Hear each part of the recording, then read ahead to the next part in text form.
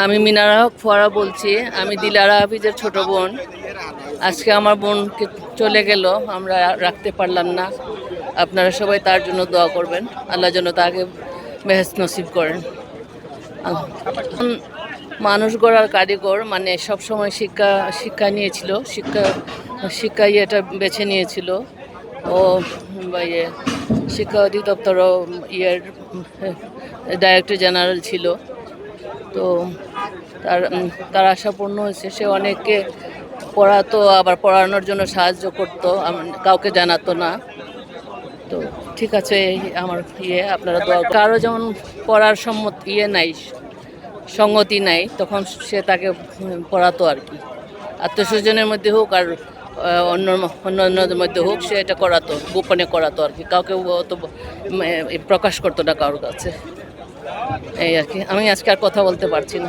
আর মাননীয় স্পিকার হচ্ছে আমার চাচা। তো চাচি মাঝে মধ্যেই, মানে 17 বছর তো যেতে পারেনি, তো 17 বছর আগে উনি হচ্ছে আমাদের বাড়িতে গেছিলো। আমার একটা ইনসিডেন্ট মনে আছে। উনি মানে কই মাছ অনেক পছন্দ করতো, আমার খুবই মানে মনে আছে। উনি খাবার দাবার পছন্দ করতো।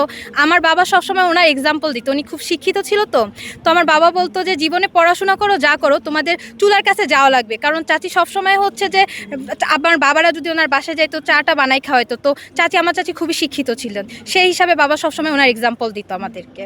আর উনি খুবই ভালো মানুষ ছিলেন, আল্লাহ জান্নাতবাসী করুক। হ্যাঁ হ্যাঁ,